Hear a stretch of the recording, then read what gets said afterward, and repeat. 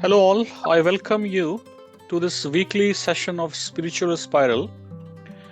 As we all know, in these sessions, we invite our guests and our group members to exchange ideas and share our experiences from individual pursuits. For today, we have Dr. Prerna Singh from Houston, who has kindly agreed to talk about spirituality and yoga for a fulfilled life and moksha for beyond. This is her second talk in the series where she has taken a few shlokas from the ancient Hindu scripture, Srimad Bhagavad Gita, and help us to unlock the hidden secrets in her own words. So it's the easiest yoga. It's the easiest path, I should say, to help us take to that dimension where we come out of the daily, so that we kind of help ourselves to make our daily life frictionless and make it a conduit to whatever that we want in our life. So these yoga paths are just helping us do that, and I feel Bhakti Yog is the easiest way to get there. And Sadhguru says that Bhakti Yog is not for too much thinking people, and it's unfortunate that most of us is too much thinking people in this Kali Yuga. But there's this story that he says that there's this man who goes to the temple, Shiv temple, and he says, Shiv, I want to build a house. I don't know how I'll build it, but you are going to help me. He just pours himself out, and he says that I don't know how it's going to be built, but you are going to be there with me. You'll help me.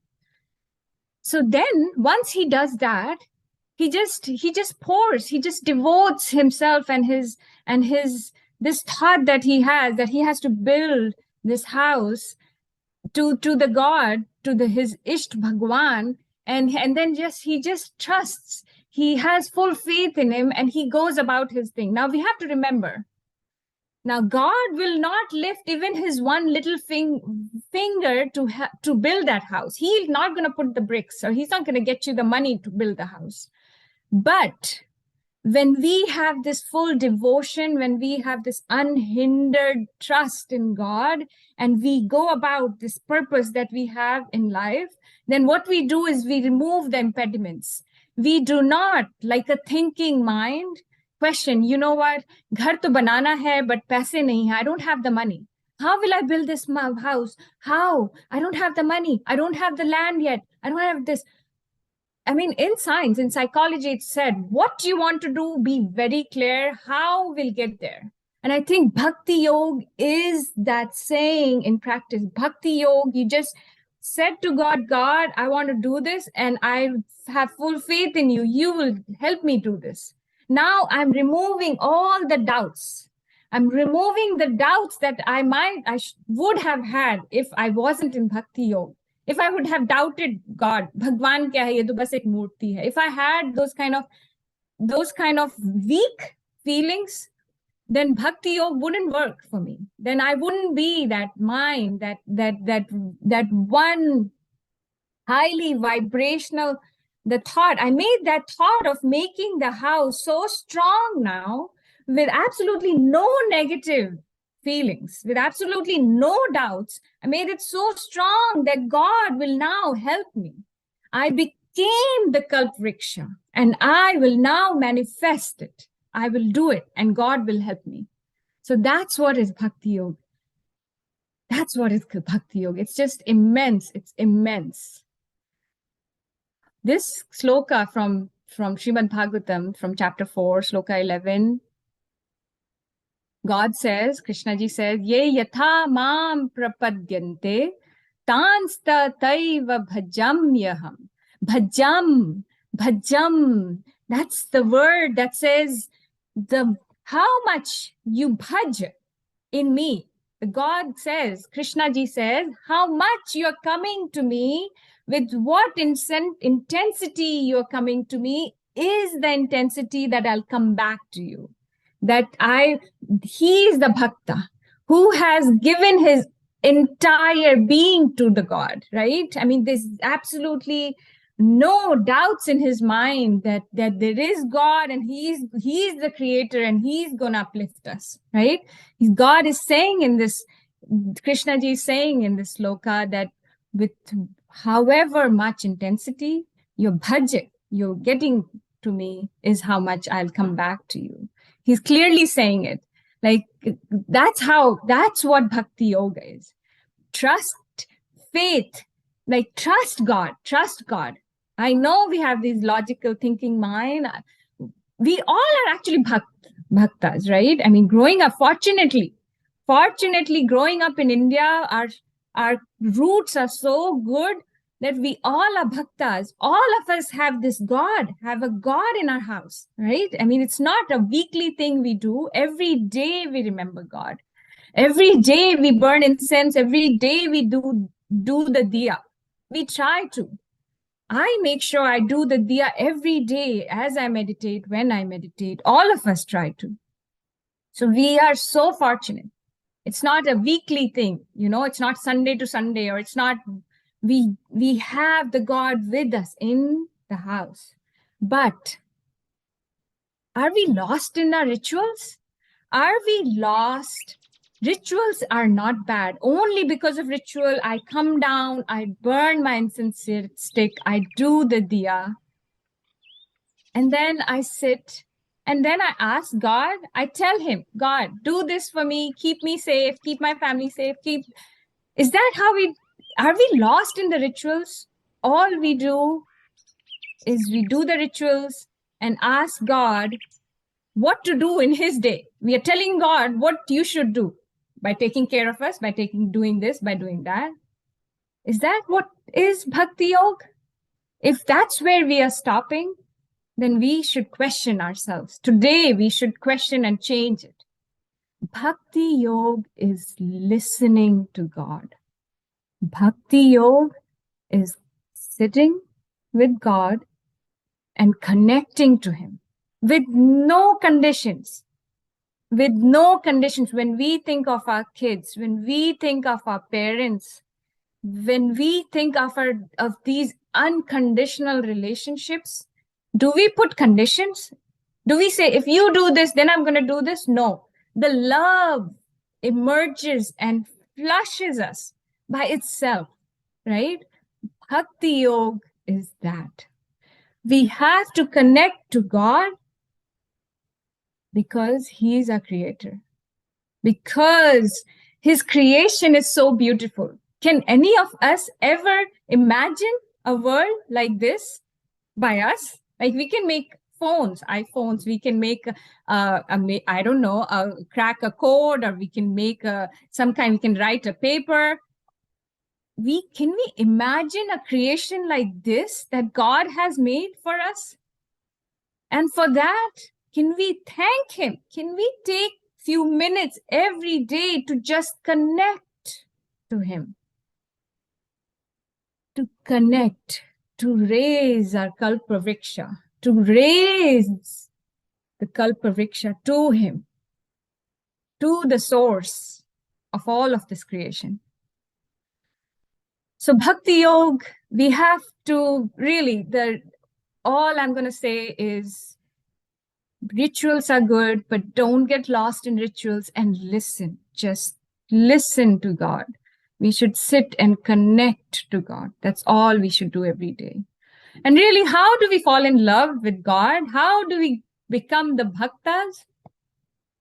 So if you remember, I mean, maybe right now, when we were, falling in love, like they say, with a person, or I mean, when we had those early days, what was it that we liked? Like, we start loving somebody only when we know about the person, right? The love comes when you really when you really start knowing the person. How is that person? And then there's this curiosity. You really want to know the person. And then your love blossoms, right? I mean, that's how the Bhakti Yoga works. How much do we know about the gods? the Ishta Bhagwan. That's just like, we all have gods, and there are so many gods, which is beautiful in our culture. But there's one Ishta Bhagwan, they say one Bhagwan that has some higher position in you for some reason. That Ishta Bhagwan, how much do we know? How much do we know? Have we dwelt in it? Have we spent the time and energy to develop this love for him or her? So for me, it's Shivji. My Ishq Bhagwan, I consider, is Shivji. And if I could just take a minute here and say that I really, I mean, his intensity, the intensity with which he sits, and he just sits and meditates, the intensity with which he just is unmoved. And there are these snakes, right?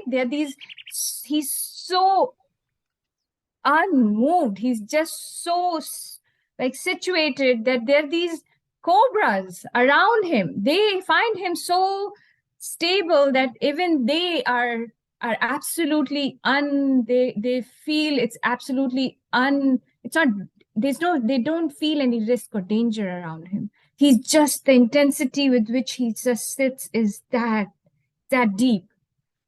And I find that just that fact, like the fact that he was the yogi, the first yogi who brought the yoga to the world, right? I mean, he is considered to be the Adi yogi. He has the third eye, right? He has opened the third eye. What is the third eye?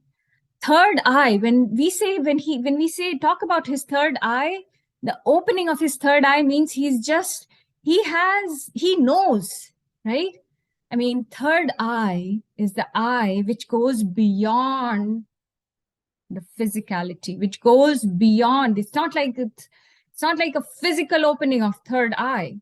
Third eye means that he has now transcended, right? Third eye means that he knows he's beyond the sense perception. Our senses are all outward.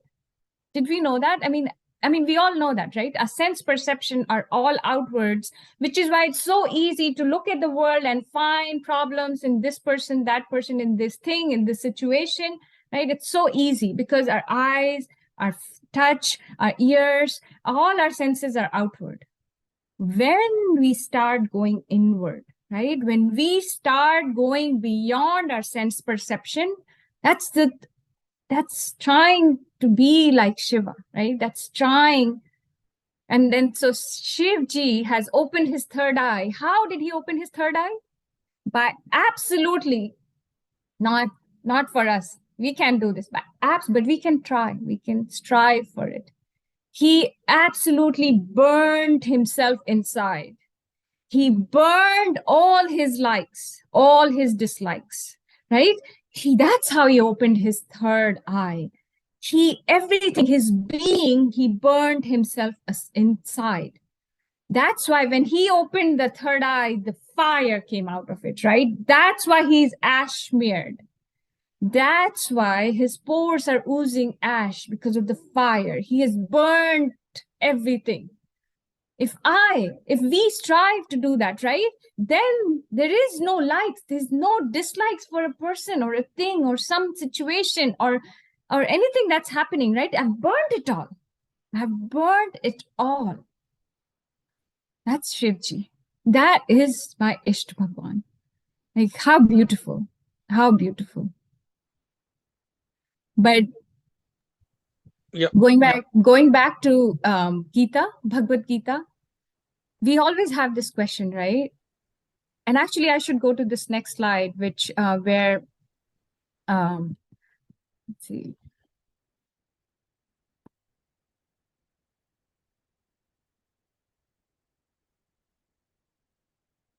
Okay, knowing God for Krishna ji. So in Bhagavad Gita, we have these. I mean, it's the easiest way we can know Krishna ji, right? He says, now what I did was I put the translation right away so we can do it faster. But he says that, as a God, when in Sloka 3, chapter 3, 22 sloka. He said, when I was born as a human, as an incarnation, I'm a god, and he knows. So Ramji was cursed, and he did not know that he was God when he came in the Dwapar Yuga. But when Krishna came, he knew he was God. So, but he says here, when I came, there was no duty that was for me, because he's God. He knows he's God. Nor did I have anything to gain or attain. Yet, he says that he's engaged in his prescribed duties. Why? Because, he says in sloka 23 of 3rd chapter, if I cease to perform the prescribed actions, all these worlds would perish. I would be responsible for the pandemonium that would prevail and would thereby destroy the peace of human race. So he was the God. He had to perform his duties so the rest of us would follow him, right? For if I did not carefully perform the prescribed duties, O Parth, all men would follow my path in all respects. So if he did not perform, so how beautiful, right? He's God. Even then, he did his kartavya, his prescribed duties. He did not stay back. He came to the battlefield and he made sure that he was doing his karma, right? So that's how beautiful our gods are, right? They do the thing that we are learning here, the path that we are supposed to be walking, it has been walked by our gods. How beautiful is that? That's how, when we know our God, Bhakti Yog comes to us. It just seeps into us.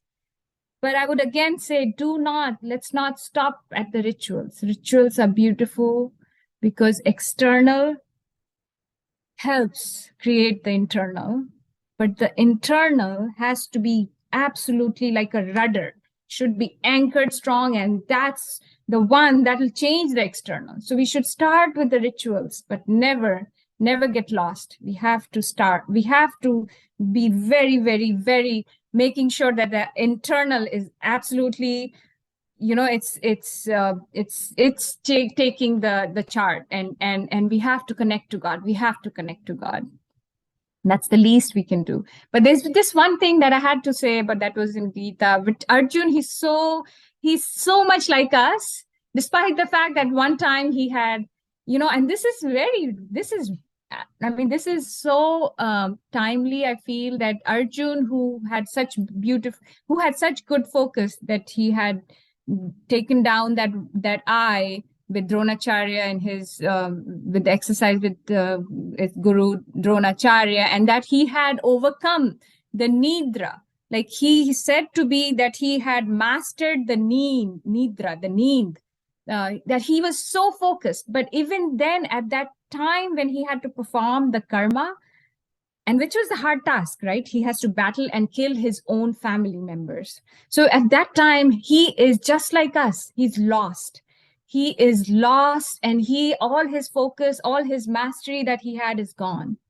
So he's asking God, okay, when God says to be a Bhakti Yog, he says, what's the fate of unsuccessful yogi? What if I start in the path of faith, but then I'm insufficient? My mind, my unsteady mind and is kind of making me fall off, and I'm unable to reach the goal of yoga in life. What happens then? He asks more. Does not such a person who deviates from yoga get deprived of both material and spiritual success? And Lord Krishna ji answers, O Parth, one who engages in the spiritual path does not meet with destruction. So even if we just start, okay, we will not meet with destruction either in this world or the worlds to come. So once we are in this path, there's already a karma that we are building for ourselves, not just in this lifetime, in the future, in the next lifetimes. My dear friend, Krishna ji says to Arjun, one who strives for God realization is never overcome by evil. And then he goes on to say that, that there'll be these abodes, different abodes, that even if we are in the path, we haven't been steady enough, but we remind ourselves, just that endeavor can help us, help us. And he goes on to say a lot more in that. So I mean, Bhakti Yog is just the easiest yog that we should absolutely, all of us, most of us are probably already in this path, which is, I think, the beauty of our background, of our culture, which is absolutely beautiful. So next one that I'll go into is Raja Yoga, and I'll make sure that we go a little faster here. Like, what are we doing in terms of time? Can you see any clock? It's 9:30. It's 9:30. Or sorry, it's 1 hour since we started, Rajat. Yeah, so I think as we are now moving to the next level, do we want to do it in the next session, or do we want to continue? Okay. No, I understand, because it's been 1 hour already, and I don't want to rush through. Yeah. Yeah, so I think we can keep it. Yeah, we can stop today at Bhakti Yoga. So we have touched upon the Karma Yoga and then Bhakti Yoga, and then we'll also discuss about Raj Yoga in our next session. That will be wonderful, and I hope in the next session, few more people can also join our discussion. Thank you very much, Prerna, and thank you other participants like Padmaji and Priyanka. I hope you have any questions or anything to add, or you want to say something.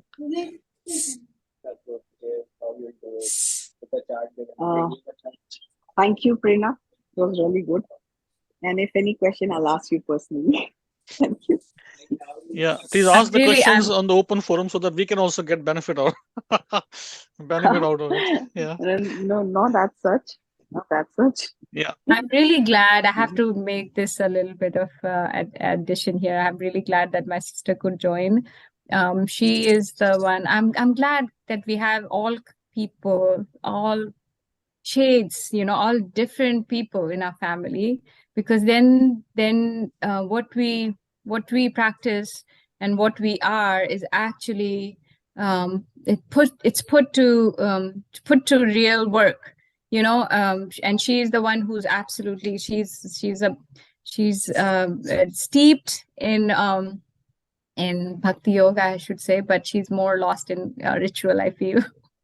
But that could be just my opinion. But no, you're right, actually. But yeah, it's a blessing that I have her as my sister. Yeah. That's wonderful. Yeah, thank you. That reminds me a quote. I'm not sure whether I can recite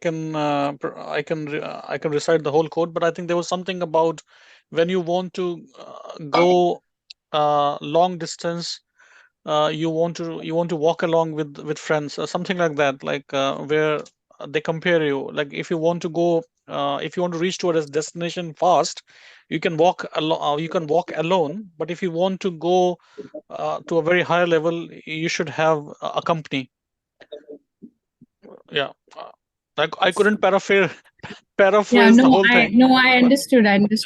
But Rajat, that's why it's the saying is that, or yeah, like I cannot remember the exact phrase, but it's like, being a yogi and living in ashram is not enough.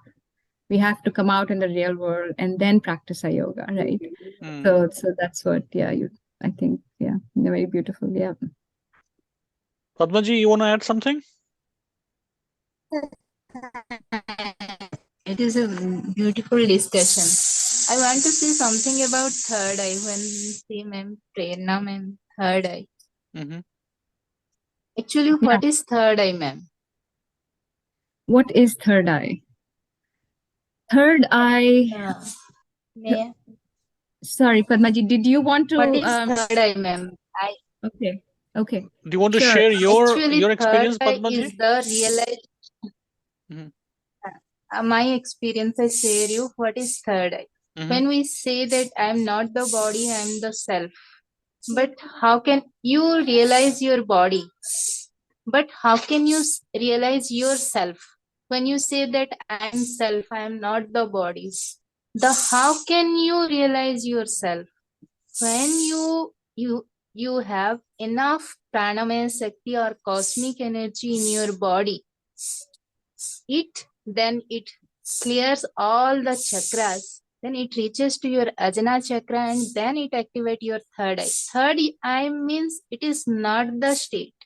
It is the state where you accept each and every one as one. When you can cross that level from Muladhara to Ajna chakra means Agnya chakra. You have to cross different levels of behavior. In Muladhara, you are on the body, only physical body. And in Swadhisthana, you have to balance your emotions. In third chakra, that is Manipuraka chakra, you have to control on the powers. Everyone have 5 powers. You have to control on that power. That is thought power, speech power, time power, position power, and money power. We all have these 5 powers. So we have to control on that power. Then if we overcome that chakra also, then we come to Anahata, where we have to accept each and every one as kindness, compassion, and love. If you come that level also, then you come to Visuddha, which is on your throat zone and related to your thyroid gland. So when your words, thoughts, and actions will be Visuddha, when you cross all this physical, first you will seek cross your body consciousness, you cross your emotions, cross your powers, you have the control on your powers, and now you have the ability to give universal love.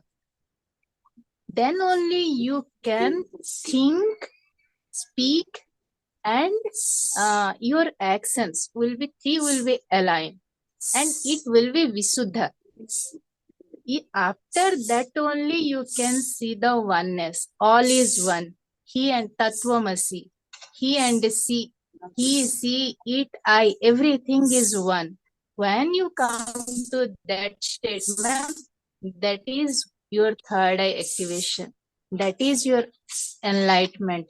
What is enlightenment here is, enlightenment is know the present.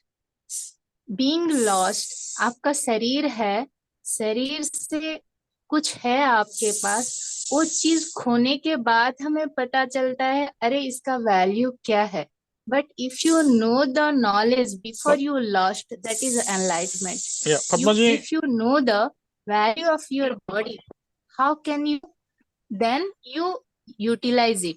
His soul can't do anything without this body. Wonderful. So when you reach to that chakra, sir, that state, that is oneness. Oneness means when you see whole world, universe is one, and you are that part of that consciousness. You are a part of consciousness. When you feel that knowledge,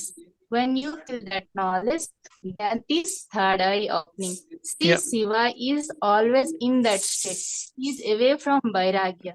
He is in Swasan. Whereas Vishnu is in Vaikuntha.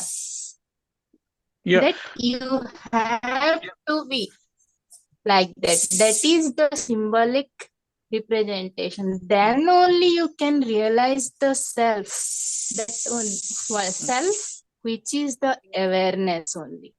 Consciousness, eternal bliss and existence. We can realize that state. That is third eye, sir. Yeah. Thank you. Thank you very much. We might run out of the time, and the link might disconnect by itself.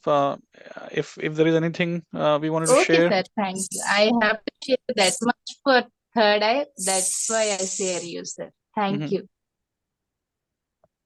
Thank Prerna, any last words? Thank you. That's all. Thank you, Padmaji. I think that is Thank you. that is the truth. That is truth. I mean, when we Agna, Sahasrara, when we Agna is actually the area for the chakra for the third eye, they say. When we, like you said, all the lower chakras, 3 lower chakras are more about the tangible, the physical world.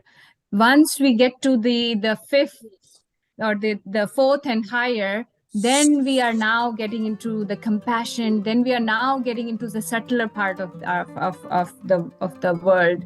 And I think that only that oneness comes when we dissolve away everything that's within us, right? All the karmas that we are born with where there's fractions and there's this differences between people and everything, all that when we dissolve is when we reach there. So yes, you did a very good job in actually putting them in the words that are there in perhaps, I don't know where the chakras come from, whether Patanjali sutras or which sutras, but yes, that is what it is. Padmaji, thank you for sharing. Yeah. Thank you, everyone. Thank Let's you. wind up. And Actually, religious comes from only third eye. You are a self, that is the realization of third eye opening. That's why we are called Shiva's Trikaladarshi. That means he can see past, present, and future. 3 are simultaneously existing for him. Who can see that third eye? Who activated that third eye? He is Trikaladarshi. Thank you, sir. thank you, everyone. That is the thank you, sir. Thank you, Yeah. everyone.